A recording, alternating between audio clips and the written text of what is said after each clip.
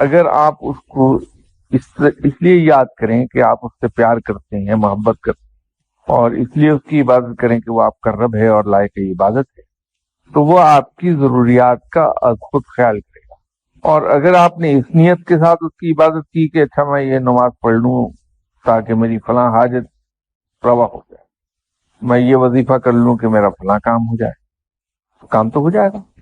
لیکن رب نہ ملا، کیونکہ آپ نے تو مزدوری کی، اس کے ساتھ ایک کانٹریکٹ کر لیا کہ میں یہ عبادت کروں گا تو میرا یہ کام کر دینا۔ اس کی عبادت کیجیے اس نیت سے نہیں کہ میری فلاں حاجت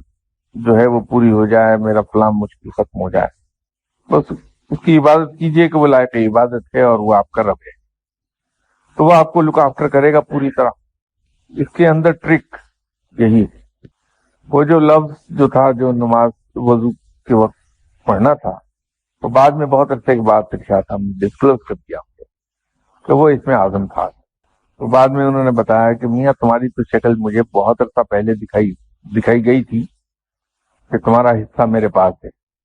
تو میں تو انتظار میں تھا کہ تم کب آؤ، تو میں تمہیں دوں، تو اس لیے چھوٹتے ہی میں نے تم کو دے دیا، وہ تم نے ضائع کر دیا۔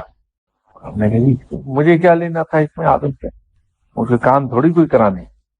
تو میں اس کو استعمال کرتا اس کی قوت کو اور کام ہو جاتے۔ وہ اللہ نے اچھا ہی کیا کہ ہو گیا۔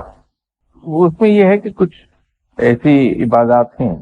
کچھ ایسی تسبیحات ہیں جس کے بعد میں منع کر دیتا ہوں کہ اس کے بعد دعا نہ مانگی گا، نماز کے بعد مانگی دعا۔ اس کی وجہ یہ ہوتی ہے کہ وہ مزدوری کی شکل اختیار نہ کرنے پائے، عبادت رہ جائے۔ دعا تو مانگنی چاہیے اور پرزور طریقے پہ دعا مانگنی چاہیے۔ اب یہ اور بات ہے کہ آدمی دعا میں مانگے کیا، یا تو یوں مانگ لے ایسی چیزیں جو اس کی نظر میں بے تحاشا حقیر ہیں، یا پھر وہ مانگ لے جس کا اس نے وعدہ نہیں کیا ہے، اس کا فضل مانگ لے، اس کا کرم مانگ لے، رحم مانگ لے، اس کی رحمت مانگ لے، اور تو اور خود اس کی اپنی ذات سے مانگ لے۔